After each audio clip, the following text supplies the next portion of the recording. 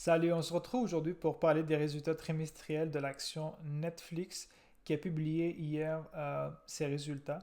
Dans le fond, ça a fait en pré-ouverture du marché un plus 15%. Donc, on va regarder qu'est-ce qui s'est passé exactement. Donc, qu'est-ce qu'on va faire? On va aller juste, pour accéder à ça, on va taper Netflix Investor Relations. Ça va nous amener sur cette page. Par la suite, on va aller regarder ici lettres pour les investisseurs. Ça va nous amener ici. On va voir quels sont les points les plus importants qui en ressortent. On voit qu'ils ont fait un plus 16% d'augmentation, de croissance dans le fond en 2024 et leur marge opérationnelle qui a augmenté de 6 points pour arriver à 27%. Ce qui a permis d'en sortir 10 milliards de dollars. Ça a été un record pour eux. C'est la première fois dans le fond qu'ils vont faire ce revenu. Ensuite, au Q4 2024, ça veut dire le trimestre qui vient de finir en décembre, il y a une augmentation également de 16% d'une année sur l'autre. Ça a été grâce aux 19 millions qui proviennent des publicités. Comme vous le savez, ils ont fait un abonnement avec publicité qui va coûter moins cher pour les utilisateurs. Mais eux, en contrepartie, il va y avoir des publicités et ça leur permet de sortir 19 millions de dollars. On voit que ici, en 2024, ils comptent 302 millions de membres sur leur plateforme. Ce qui a vraiment permis, selon moi, de cette explosion en bourse de plus 15% en pré-ouverture, c'est vraiment les perspectives qui ont sorti pour 2025. Ici, on voit qu'ils prévoient un chiffre d'affaires entre 43,5 et 44,5 milliards de dollars. C'est 0,5 milliard de plus que ce qu'ils prévoyaient précédemment. Et également, ils pensent que leur marge opérationnelle va augmenter à 29%. Comme qu'on avait vu au début, c'était 27% et le trimestre d'avant était un peu moins. Fait qu'on voit qu'il y a quand même une croissance au niveau des revenus qui prévoit ainsi que la marge opérationnelle. Et bien sûr, ça va impacter également positivement le résultat net de l'entreprise. Ensuite, ce qui était intéressant, on va aller juste regarder au niveau d'autres pays, c'est comment que ça se comporte. Ça, on va aller descendre un peu plus bas. C'est ici. On regarde que la croissance principalement provient, ici c'est États-Unis et Canada. On voit que c'est où ce qu'il y a le plus de croissance selon moi comparativement à d'autres. Ça c'est l'Europe et Moyen-Orient. Ici c'est l'Amérique latine. On voit qu'il y a quand même une baisse depuis, ça c'est depuis quelle année? Depuis le Q1 2024. Et Asie-Pacifique, c'est nul, là, est à zéro, puis précédemment, c'était en diminution. Maintenant, on va aller regarder qu'est-ce qu'elle a fait en bourse exactement depuis qu'elle est cotée. On voit qu'au max, elle a fait vraiment une excellente croissance, plus 79 000 de retour. Mais depuis la dernière année, on voit qu'elle a fait un presque 100%, soit 97,68. Puis depuis hier, parce qu'elle a fait un 10%, c'est ça, donc elle a eu une petite baisse parce qu'en pré-ouverture c'était à plus 15, puis là on voit que euh, jusqu'à maintenant, où ce que je tourne la vidéo, elle est à plus 10, qui est quand même vraiment intéressant.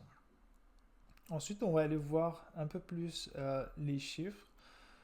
Dans le fond, on va commencer par le revenu de l'entreprise. Ici, c'est le revenu. On voit qu'en 2020, il était autour des 21 milliards de dollars. Puis présentement, on est rendu à 37,59, ce qui est vraiment excellent. Ça, je pense qu'ils n'ont pas fait de mise à jour. Mais c'est pas grave, on va juste regarder la croissance dans le fond de l'entreprise parce qu'on avait vu, il était autour de... je vais juste aller vous le chercher.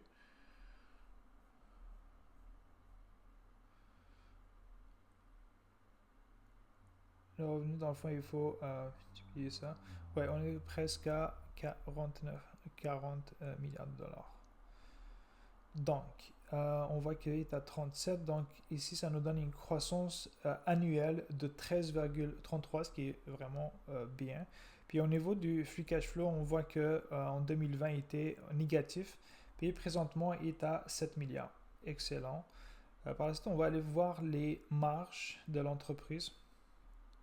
On voit qu'elle augmente ses marges depuis 2016, ce qui est excellent. C'est ce qu'on veut voir dans une entreprise qui augmente ses marges, donc elle va faire plus de profit.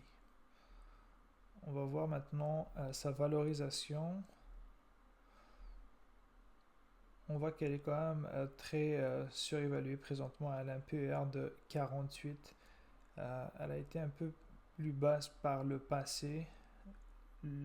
On voit que en 2022, elle est même descendue à 15 de PER. Ça, c'était vraiment le bon moment pour acheter cette entreprise. Mais bon, présentement, on est quand même à 48. Je trouve que c'est surévalué. Maintenant, on va regarder le free cash flow. Même chose, il se situe à des plus hauts. Il est à 53. On voit qu'il était un peu plus bas par le passé. Il était à 29. Ça, c'était le plus bas, je pense, qu'elle a été. Ouais. Parce qu'avant ça, elle n'avait pas vraiment un bon free cash flow. On voyait qu'il était quand même négatif par le passé. Donc, c'est pour ça que ici, on voit 0. Puis ici, c'est qui explose. C'est énorme. 1700, c'est n'importe quoi parce que elle a fait un petit free cash flow. Donc, c'est pour ça que c'est aussi élevé. Mais même maintenant, être à 53, je trouve que c'est quand même très élevé comme price to free cash flow. On va regarder, on voit qu'elle rachète un petit peu d'actions depuis ces dernières années, alors que par le passé, elle faisait de la dilution, ce qui était correct, mais présentement, on voit qu'elle rachète environ un peu plus de 2% annuellement de ses actions.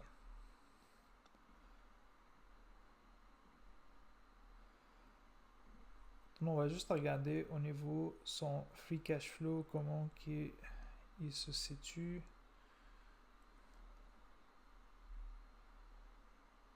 Présentement, il est à 6 milliards. On voit qu'elle a une...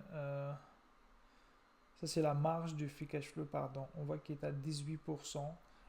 C'est bien parce qu'on voit qu'elle augmente. Par le passé, elle était négatif, elle est devenue positif. Puis là, maintenant, il se situe à 18%. On voit qu'elle a quand même 6 milliards de dettes, mais si on retourne pour voir combien elle a de free cash flow, on voit qu'elle a 7, fait qu'elle serait capable de payer sa dette. Il n'y a aucun problème à ce niveau-là. Ça ne m'inquiète pas beaucoup, donc c'est quand même quelque chose qu'elle serait capable de payer si elle avait besoin de le faire. Maintenant, on va aller regarder à quel prix je serais prêt à payer cette action. Donc, pour cela, je vais utiliser le même outil que j'utilise d'habitude. Fait qu'on se retrouve quelques instants. Donc, maintenant, on arrive sur mon calculateur de juste prix. Ici, on voit que j'ai mis Netflix. Présentement, est au prix de 962,03 $. Elle a un bénéfice net par action de 17,67. Ici, j'ai mis 14% de croissance annuelle pour les 8 prochaines années. Je trouve que j'ai été quand même pas mal optimiste, mais je vais vous expliquer pourquoi j'ai fait ça. Également, pour le PER à 35, j'ai mis un PER de 35 qu'elle va avoir d'ici 8 ans. Où est-ce que j'ai trouvé ces chiffres-là? Je ne les ai pas juste inventés, il y a quelque chose derrière ça. Je vais vous montrer comment. Dans le fond, ici, ça c'est le bénéfice net par action, en anglais earning per share. On voit que sur les 5 dernières années, elle a eu une croissance annuelle d'un peu plus de 32%. Je ne pense pas qu'elle va maintenir cette croissance pour les 8 prochaines années parce que c'est vraiment une croissance qui est énorme. Alors, on ne peut pas tenir ça à très très long terme. Donc, c'est pour ça que j'ai mis un 14%. Dans le fond, ça va aller à peu près, on avait vu que son chiffre d'affaires est augmenté de 13%. Fait que je me suis aligné avec ça. Et on avait vu qu'elle elle faisait quand même augmenter ses marges opérationnelles, ce qui va comme faire plus de résultats nets. Et par le fait même, on va avoir plus de bénéfices nets par action. Donc c'est pour ça que j'ai mis une croissance de 14%. Même là, je trouve que j'ai été quand même généreux. Au niveau des PER que moi j'ai mis à 35%, on voit que sa moyenne est de autour des 50, la médiane à 45. Je ne pense pas qu'elle va être valorisée à ces prix-là d'ici 8 ans. Donc c'est pour ça que j'ai pris un 35.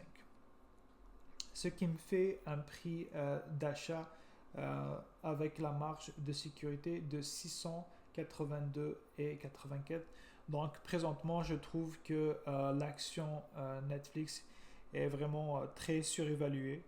C'est mon opinion, mais moi je préfère être plus prudent que de rentrer sur une entreprise. Dans le fond, le mieux c'était de l'acheter quand elle avait vraiment des valorisations qui étaient très très basses, mais à ce moment-là on entendait beaucoup parler comme c'est la fin de Netflix, elle fait plus d'argent, etc. Il y a beaucoup de monde qui se désabonne, etc. Donc à ce moment-là il y a eu beaucoup de peur, mais c'était le moment à rentrer. Si on y va regarder, mettons, depuis ce moment-là, ici en 2022, où toutes les valeurs étaient en baisse, si on fait, on va juste calculer, on voit qu'elle a fait depuis plus 446% de croissance, qui est vraiment magnifique et extraordinaire. Mais dommage, à ce moment-là, je ne l'ai pas acheté. Je regrette vraiment amèrement. Elle, puis Facebook, Meta présentement. Mais c'est pas grave, j'ai acheté d'autres entreprises qui m'ont quand même donné beaucoup de retours également. On ne peut pas tout acheter. Il faut faire ses choix à un moment donné. Donc, ça va être tout pour aujourd'hui. Si vous avez aimé, je vous invite à liker et à vous abonner. Puis on se retrouve pour une prochaine vidéo. Bye.